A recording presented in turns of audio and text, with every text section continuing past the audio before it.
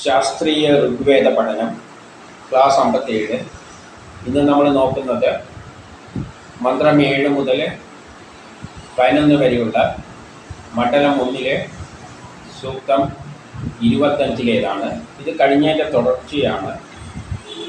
അതിൽ നമ്മളെ ദേവത വരുണൻ തന്നെയാണ്.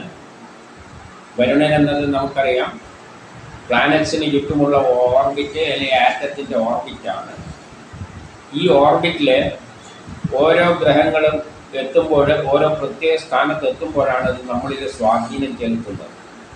ഉദാഹരണമായിട്ട് മേട എന്ന സ്ഥലത്ത് മേടരാശിയിൽ ഗ്രഹം വരുമ്പോൾ എന്ന് പറഞ്ഞാൽ ആ ഓർബിറ്റിൽ അവിടെ എത്തുമ്പോഴാണ് നമുക്ക് അന്തരീക്ഷത്തിൽ നല്ല ചൂടുണ്ടാകുന്നത്. അപ്പോൾ സീസൺസ് എല്ലാം ഉണ്ടാകുന്നത് ഈ ഓരോ പൊസിഷനിൽ വരുമ്പോഴാണ്, ആ ഓർബിറ്റിലെ ഓരോ പൊസിഷനിൽ, ഭ്രമണപഥത്തിലെ ഓരോ പൊസിഷനിൽ. ഇപ്പം നമ്മുടെ കാലാവസ്ഥയെല്ലാം നിയന്ത്രിക്കുന്ന നമ്മുടെ പ്രവർത്തനങ്ങൾ, ജ്യോതിഷത്തിൻ്റെ അടിസ്ഥാനത്തിൽ നമ്മളുടെ എല്ലാ കർമ്മങ്ങളെയും, പ്രപഞ്ചത്തിൽ നടക്കുന്ന എല്ലാ കർമ്മങ്ങളെയും ഒരു സമയമായിട്ട് ബന്ധിപ്പിച്ചിട്ട് പ്ലാൻ ചെയ്തിട്ടാണ് ചെയ്തിരിക്കുന്നത്. ആ സമയം എന്ന് പറയുന്നത് ഗ്രഹങ്ങളുടെ ചലനവും പൊസിഷനുമായിട്ട് ബന്ധപ്പെട്ടതാണ്. നമ്മുടെ 120 വയസ്സ് എന്ന് പറയുന്നത് തന്നെ ഭൂമി സൂര്യന് ചുറ്റും 120 പ്രാവശ്യം കറങ്ങുന്നതാണ്. നമുക്ക് 50 വയസ്സായെങ്കിൽ സൂര്യന് ചുറ്റും ഭൂമി 50 പ്രാവശ്യം കറങ്ങി. അപ്പം നമ്മളെ എല്ലാ ചലനങ്ങളും, ആ സമയം എന്നത് നമ്മളെ ക്ലോക്കിലെ സമയം പോലും ആ ഗ്രഹങ്ങളുടെ ചലനവുമായിട്ട് സിങ്ക്രണൈസ് ചെയ്തിട്ടാണുള്ളത്. അപ്പം പ്രകൃതിയിൽ നടക്കുന്ന ചലനങ്ങളുമെല്ലാം, സംഭവങ്ങളുമെല്ലാം ഈ ഗ്രഹങ്ങളുടെ ചലനവുമായിട്ട് ബന്ധപ്പെട്ടാണ് പ്ലാൻ ചെയ്ത് വെച്ചിരിക്കുന്നത്. അതുകൊണ്ട് വരുണൻ ഐഡിയല്ല പിന്നിലുള്ളത് വരുണനാണ്, ഓർബിറ്റാണ്. ഇപ്പോൾ ഓർബിറ്റ് ചെറുതാണെങ്കിൽ ഗ്രഹങ്ങൾ ചുറ്റുന്നതിനെടുക്കുന്ന സമയം വ്യത്യസ്തമാകും. അപ്പം നമുക്ക് ഒരു വർഷം എന്ന് പറയുന്നതിന് അത്രയായത് നമ്മൾ ഭൂമിയിലുള്ളത് കൊണ്ടാണ്. എന്നാൽ ബുധനിലായിരുന്നുവെങ്കിൽ ചുറ്റുന്ന സമയം, സൂര്യന് ചുറ്റും ചുറ്റുന്ന സമയം വ്യത്യസ്തമാണ്. അപ്പം നമ്മൾ ഒരു വർഷം എന്ന് പറയുന്നതിന് വ്യത്യാസം വരും. അപ്പോൾ എല്ലാം ഈ ഗ്രഹങ്ങളുടെ ഓർബിറ്റുമായിട്ട് ബന്ധപ്പെട്ട് കിടക്കുന്നുണ്ട്. അതിൻ്റെ അടിസ്ഥാനത്തിൽ നമുക്ക് ആദ്യം 7ാമത്തെ മന്ത്രത്തിലേക്ക് പോകാം. മണ്ഡലം 1 സൂക്തം 25-7. വേദായോവീനാം പദം അന്തരിക്ഷേണ പതതാം വേദനാവ സമുദ്രിയകാം. പറന്നു നടക്കുന്ന പക്ഷികളുടെ ആകാശമാർഗങ്ങളുടെയും സമുദ്രത്തിൽ കൂടിയുള്ള നൗകാമാർഗങ്ങളെയും വരുണൻ പൂർണ്ണമായി അറിയുന്നു. ഇവിടെ പറയുന്നത് എന്താണെന്ന് വെച്ചാൽ, വരുണൻ ഈ പറന്നു കിടക്കുന്ന പക്ഷികളുടെ ആകാശത്തിലുള്ള വഴി അറിയുന്നുണ്ട്, സമുദ്രത്തിലൂടെ പോകുന്ന നൗകകളുടെ മാർഗത്തെയെല്ലാം ശരിയായി അറിയുന്നു എന്ന് പറയുകയാണ്. അതായത് ആകാശത്തിലൂടെ പക്ഷികൾ പറക്കുന്നതെല്ലാം കൺട്രോൾ ചെയ്യുന്നത് അതിൻ്റെ അകത്തുള്ള നാഡികളിലൂടെ അതിനെ കൺട്രോൾ ചെയ്യുന്നുണ്ട് ഗ്രഹങ്ങൾ. ഉദാഹരണമായിട്ട് ഒരു ചെറിയ ഉദാഹരണം പറഞ്ഞാൽ, നമ്മളിപ്പോൾ രാവിലെ പക്ഷികൾ, സൂര്യൻ ഒരു ദിശയിലുള്ളപ്പോൾ പക്ഷികൾ ഒരു ദിശയിലേക്ക് പോകും, കൂട്ടിൽ നിന്ന് പുറത്തേക്ക് പോകും, വൈകുന്നേരം തിരിച്ചു വരും. ഇപ്പം ഗ്രഹങ്ങൾ സ്വാധീനിക്കുന്നുണ്ട്.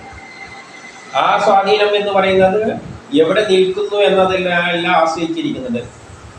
ഇനിയിപ്പോൾ ദിവസം ചുറ്റുന്നതനുസരിച്ചാണ്. അങ്ങനെയല്ലാതെ ഇപ്പോൾ ചെടികൾ പൂക്കുന്നത്, മേടത്തിൽ കൊന്ന പൂക്കുന്നത്, ആ സ്ഥലത്ത് സൂര്യനപ്പം മേടമാസത്തിലാണ്. വിത്ത് റെസ്പെക്ട് ടു ഭൂമിയാണ് ചലിക്കുന്നത്. പക്ഷേ സയൻസിൽ കണക്കൂട്ടുമ്പോൾ ഭൂമിയെ അടിസ്ഥാനമാക്കി സൂര്യൻ ചലിക്കുന്നതായിട്ടാണ് കണക്കാക്കുക.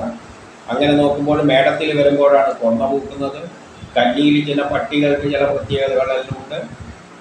അതെല്ലാം കാരണം എന്താണ്? ഈ ഭ്രമണപഥത്തിൻ്റെ കൊണ്ടാണ്. അതുപോലെ തന്നെ ഒരു ഉദാഹരണം പറഞ്ഞതേ ഉള്ളൂ. അവർ പക്ഷികൾ പറക്കുന്നത് പോലെ തന്നെ നമ്മൾ നൗകയിലൂടെയെല്ലാം യാത്ര ചെയ്യുമ്പോൾ അതെല്ലാം, നമ്മളെ യാത്രകളെല്ലാം ഈ ഗ്രഹത്തിൻ്റെ ചലനവുമായിട്ട് ബന്ധപ്പെട്ടാണ് കിടക്കുന്നത്. അത് ജ്യോതിഷത്തിൻ്റെ അടിസ്ഥാനത്തിലുള്ള ഒരു പരാമർശം തന്നെയാണ്. ഇനി നമുക്ക് 8ാമത്തെ മന്ത്രത്തിലേക്ക് പോകാം. ഋഗ്വേദ മണ്ഡലം 1 സൂക്തം 25-8. വേദ മാസോധൃതവൃതോ ദ്വാദശ പ്രജാപതഃ വേദായ ഉപജായതേ. ധൃതവൃതനായ വരുണൻ പ്രജകൾക്ക് ഉപയോഗമുള്ള 12 മാസങ്ങളും അതുപോലെ 13ാമത്തെ അധിമാസവും അറിയുന്നു. ഇവിടെ എന്താണ് പറയുന്നതെന്ന് വെച്ചാൽ, വരുണൻ പ്രജകൾക്ക് ഉപയോഗപ്രദമായ 12 മാസങ്ങളും 13ാമത്തെ അധിമാസവും അറിയുന്നു. ഈ അധിമാസം എന്തുകൊണ്ടാണ് വരുന്നതെന്ന് വെച്ചാൽ, സൂര്യന് ചുറ്റും ഭൂമി ഒരു വട്ടത്തിലാണ് ചുറ്റിയിരുന്നെങ്കിൽ 1 ഡിഗ്രി സഞ്ചരിക്കാൻ 1 ദിവസം എന്ന കണക്കാണ് എടുക്കുന്നത്. അങ്ങനെ വരുമ്പോൾ 12 മാസം കൊണ്ട് ചുറ്റിത്തീരണം. അപ്പം 360 ഡിഗ്രിയാവും. 12 മാസം കൊണ്ട് 360 ഡിഗ്രി.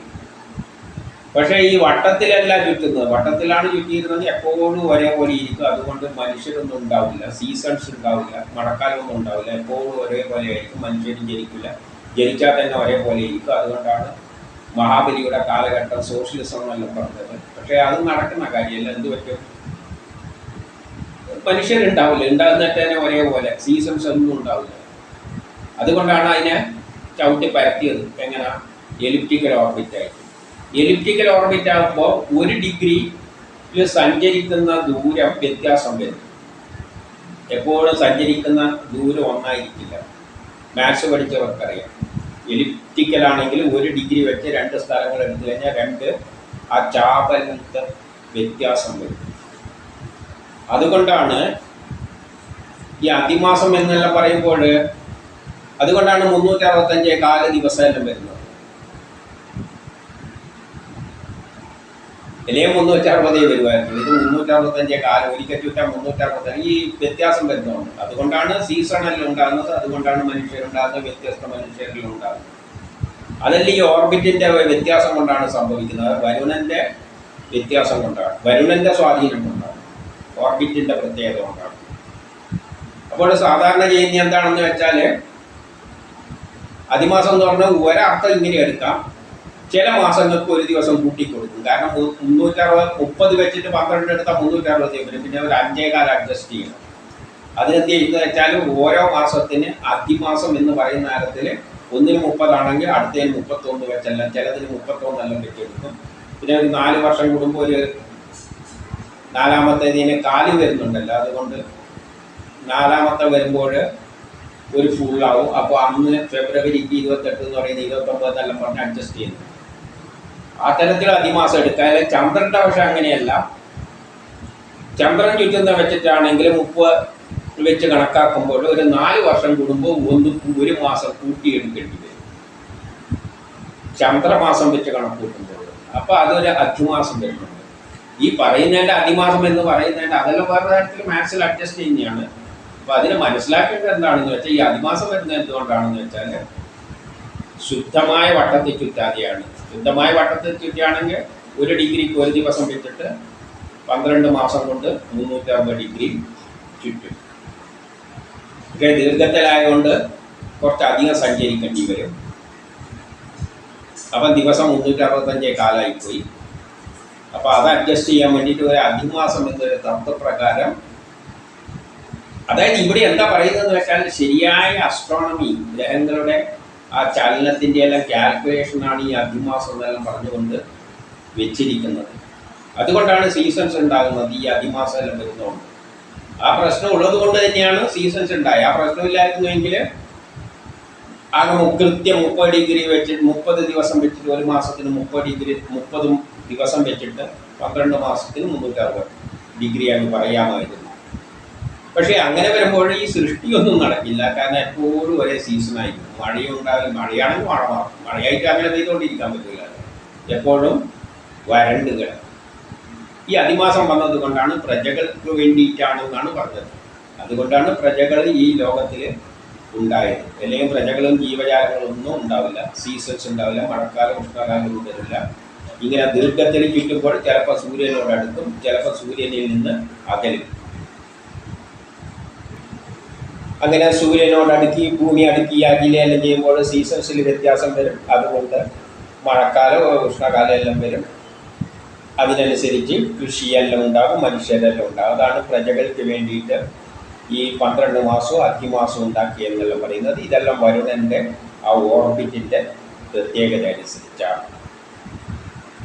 ഋഗ്വേദ മണ്ഡലം 1 സൂക്തം 25-9 വേദവാദസ്യ വർണ്ണിമുരോ ഋഷസ്യ ബൃഹദഃ വേദായേ അധ്യാസതേ. വിശാലനും ഉന്നതനും മഹാനുമായ വരുണൻ വായുവിന്റെ മാർഗം ശരിയായ വിധത്തിൽ അറിയുന്നു. ഇതിലെന്താ പറയുന്നതെന്ന് വെച്ചാൽ അദ്ദേഹം ഉയരത്തിൽ സ്ഥിതി ചെയ്യണം. ഈ ഭ്രമണപഥം വളരെ പുറത്തുകൂട്ടിയാണ്, ഭൂമിയുടെ പുറത്തുകൂട്ടിയാണ് പോകുന്നത്.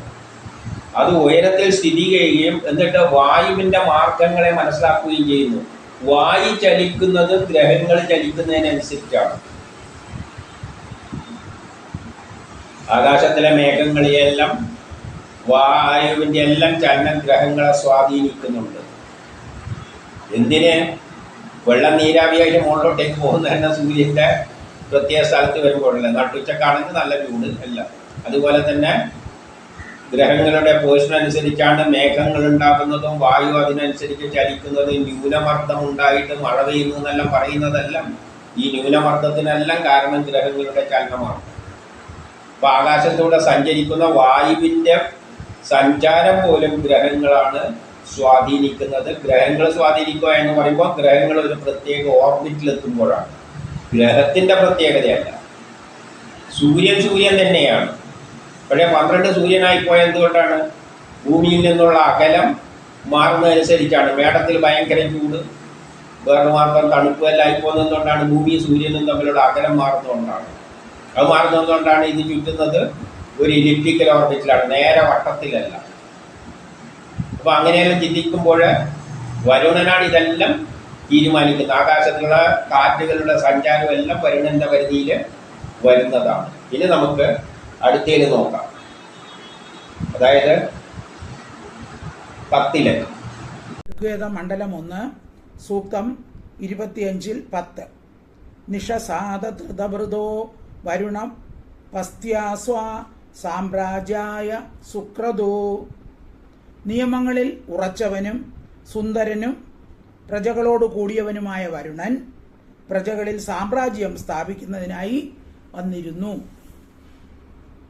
നിയമങ്ങളിൽ ഉറച്ചവനാണ് ഈ വായു എന്ന് പറയുന്നത്, ഈ വരുണൻ എന്ന് പറയുന്നത്. വരുണ നിയമങ്ങൾ വളരെ കണിശമാണ്. അതായത് മേടത്തിലെ സൂര്യൻ എത്തുമ്പോൾ നല്ല ചൂടുണ്ടായിരിക്കും, ചിങ്ങത്തിൽ വരുമ്പോൾ ശാന്തമായിരിക്കും. അതിനനുസരിച്ച് സീസൺസ് ഉണ്ടാവും. മഴക്കാലമാകുമ്പോൾ ആ ഗ്രഹങ്ങൾ അവിടെ എത്തുമ്പോൾ മഴ പെയ്തിരിക്കും. ഇതിന് ചെറിയ വ്യത്യാസം എന്തുകൊണ്ടാണെന്ന് വെച്ചാൽ ഒരു ഗ്രഹം മാത്രമല്ല തീരുമാനിക്കും, മറ്റുള്ള ഗ്രഹങ്ങളും മരുത്തുക്കളും എല്ലാം സ്വാധീനിക്കുന്നതുകൊണ്ടാണ് വേരിയേഷൻ ഉണ്ടാകുന്നത്. മറ്റുള്ളയൊന്നും ഉണ്ടായിരുന്നില്ല എങ്കിൽ കൃത്യമായിട്ട് കർക്കിടകത്തിലെ മഴ ഇതെല്ലാം കൃത്യമായിട്ട് കൃത്യ അളവിൽ പെയ്യുകയായിരുന്നു. പക്ഷെ ഇത് മാത്രമല്ലല്ലോ ഉള്ളത്. എന്തുകൊണ്ട്?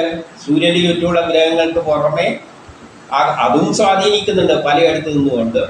അതുമാത്രമല്ല മുകളിൽ ഒരു 7 ലോകം, അതിൻ്റെ അകത്ത് 49 മരുത്തുക്കളുണ്ട്. അതെല്ലാം സഞ്ചരിക്കുന്നത്. അതുകൊണ്ടാണ് വേരിയേഷൻ വരുന്നത്. എന്നാലും പൊതുവെ മേടമാസത്തിൽ ചൂട്, ഇടവമാസം മഴ പെയ്യും, കർക്കിടക മാസം മഴ പെയ്യും, തുലാമാസം മഴ പെയ്യും. ഇതെല്ലാം എന്തുകൊണ്ടാണ്? ആ നിയമങ്ങളനുസരിച്ച്. നിയമത്തിന് വ്യത്യാസമൊന്നുമില്ല, കറക്റ്റ് തന്നെയാണ്. പക്ഷേ മറ്റുള്ള ഗ്രഹങ്ങളെ സ്വാധീനം കൂടി വരുമ്പോൾ, അല്ലെങ്കിൽ മരുത്തുക്കളുടെ സ്വാധീനം വരുമ്പോൾ ചെറിയ വേരിയേഷൻ ഉണ്ടാകും. അപ്പം വരുണൻ നിയമങ്ങളിൽ ഉറച്ചു തന്നെയാണ് സഞ്ചരിക്കുന്നത്. പിന്നെ എന്തുണ്ട്? പ്രജകളിൽ വ്യത്യസ്ത സാമ്രാജ്യങ്ങൾ ഉണ്ടാക്കുന്നു. ആ ലോകത്തിലെ രാഷ്ട്രീയപരമായ മാറ്റങ്ങളെല്ലാം ഉണ്ടാക്കുന്നത് ഈ ഗ്രഹങ്ങളുടെ ചലനം അനുസരിച്ച് തന്നെയാണ്. അത് ഓർബിറ്റുമായിട്ട് ബന്ധപ്പെട്ടതാണ്. പ്രത്യേക ഓർബിറ്റിൽ, പ്രത്യേക ഭ്രമണപഥത്തിൽ, പ്രത്യേക സ്ഥലത്തെത്തുമ്പോൾ രാജ്യങ്ങളിലെ ഭരണങ്ങളെല്ലാം അട്ടിമറിച്ച് പുതിയ സാമ്രാജ്യങ്ങളെല്ലാം ഉണ്ടാക്കും. അങ്ങനെയാണ് യുഗങ്ങൾ തന്നെ 4 കൃതയുഗം, ത്രേതായുഗം, ദ്വാപരയുഗം, കലിയുഗം. ആദ്യം ഗോത്ര കാലഘട്ടം, ഗ്രഹങ്ങൾ എന്ന് പറഞ്ഞാൽ മരുത്തുക്കളും എല്ലാം സഞ്ചരിക്കുമ്പോൾ എല്ലാം കൂടി എടുക്കുമ്പോൾ അതെല്ലാം ഇതിൻ്റെ ഓർബിറ്റുമായിട്ട്, ഗ്രഹങ്ങളും ഓരോ ഓർബിറ്റിലൂട്ട് തന്നെയാണ് പോകുന്നത്, മരുത്തുക്കളും എല്ലാം. അപ്പം ഭ്രമണപഥം അതാണ് വരുണൻ. അപ്പോൾ അത് പ്രത്യേക സ്ഥലത്തെത്തുമ്പോഴാണ്, ഒരു ഗ്രാജുവലായിട്ട് പോകുമ്പോഴാണ് ആദ്യം ഗോത്ര കാലഘട്ടം, പിന്നെ കൊളോണിയലിസം, പിന്നെ മുതലാളിത്തം, സോഷ്യലിസം, പിന്നെയാണ് സുന്ദരമായ വസുദേവ കുടുംബം ഉണ്ടാകുന്നത്. അതെല്ലാം ഒരു ക്രമത്തിൽ പ്ലാൻ ചെയ്ത് വെച്ചിരിക്കുകയാണ്. ആ തരത്തിലാണത് പോകുന്നത്. അപ്പോൾ വരുണ നിയമങ്ങൾ വളരെ ഉറച്ചതുമാണ്. അതേസമയം തന്നെ അത് തന്നെയാണ് ലോകത്തിലെ പ്രജകളെ സൃഷ്ടിക്കുന്നത്. ഗോത്ര കാലഘട്ടം കഴിയുമ്പോൾ 1-ാം ലോകമഹായുദ്ധം ഉണ്ടാകും. അതിൻ്റെ ശേഷം കൊളോണിയലിസത്തിലേക്ക് പോകും. അത് കഴിഞ്ഞിട്ട് രണ്ടാം ലോകമഹായുദ്ധമുണ്ടാവും. അതിൻ്റെ ശേഷം മുതലാളിത്തവും സോഷ്യലിസത്തിലേക്ക് എത്തും. അത് കഴിഞ്ഞിട്ട് മൂന്നാം ലോകമഹായുദ്ധം. അതോടുകൂടി ലോകം മുഴുവൻ ഒരൊറ്റ തറവാടുമാരിയാക്കി മാറ്റും. അതിനനുസരിച്ച് സാമ്രാജ്യങ്ങളെല്ലാം പൊളിച്ച് പുതിയതുണ്ടാക്കുക. അതാണ് ചെയ്യുന്നതെന്നാണ് ഇവിടെ പറഞ്ഞുകൊണ്ട് വരുന്നത്. ഇനി നമുക്ക് 11-ാമത്തേതിലേക്ക്. ഋഗ്വേദ മണ്ഡലം 1 സൂക്തം 25-11. തതോ വിശ്വാന്യ അത്ഭുത ചികിത്വാം അഭിപശ്യതി കൃതാനി യാച കർത്താം. നടന്നിട്ടുള്ളതും നടക്കാനിരിക്കുന്നവയുമായ എല്ലാ കാര്യങ്ങളും ബുദ്ധിയുള്ള വരുണൻ തന്റെ സ്ഥാനത്തിരുന്ന് തന്നെ കാണുന്നു. നടക്കുന്നതും നടക്കാനിരിക്കുന്നതുമായ എല്ലാ സംഭവങ്ങളും വരുണൻ തൻ്റെ സ്ഥാനത്ത് നിന്നുകൊണ്ട് ഓർബിറ്റിൻ്റെ ഓരോ സ്ഥാനത്തെത്തുമ്പോൾ അതിനറിയാം ഇന്ന നാട്ടിൽ സംഭവിക്കുന്നു. അപ്പം നടക്കുന്നതും നടക്കാനിരിക്കുന്നതുമായ എല്ലാ സംഭവവികാസങ്ങളും ഗ്രഹങ്ങളെ ആ വരുണൻ്റെ ഓരോ സ്ഥലത്തെത്തുമ്പോഴാണ് സംഭവിക്കുന്നത്. ഗ്രഹങ്ങൾ അതാത് സ്ഥലത്ത് എത്തേണ്ട സ്ഥലത്ത്, വരുണൻ എന്ന് പറഞ്ഞാൽ ഓർബിറ്റിലെ ഓരോ സ്ഥലത്ത്, അതാണ് വരുണൻ്റെ സ്ഥലത്ത് ഗ്രഹങ്ങൾ ഓരോ സമയത്ത് എത്തുമ്പോൾ അതിനനുസരിച്ചിട്ടുള്ള സംഭവങ്ങൾ നടക്കും. പണ്ട് നടന്നതും അതിനനുസരിച്ച് തന്നെ എല്ലാം ജ്യോതിഷത്തിൻ്റെ അടിസ്ഥാനത്തിലാണ് ഇവിടെ സംഭവിക്കുന്നത്. അതിൻ്റെ പിന്നിലെല്ലാം ഉള്ളത് ഈ ഗ്രഹങ്ങൾ ഈ ഒരു ഭ്രമണപഥത്തിലൂടെ സൂര്യന് ചുറ്റുമെല്ലാം കറങ്ങുന്നത് കൊണ്ടാണ്. വസ്തുക്കളെല്ലാം കറങ്ങുന്നുണ്ട്. അതെല്ലാം ഓരോ പ്രത്യേക സ്ഥാനത്തെത്തുമ്പോഴാണ് ലോകത്തിലെ സംഭവവികാസങ്ങൾ നടക്കുന്നത്. അടുത്ത ക്ലാസ്സിൽ.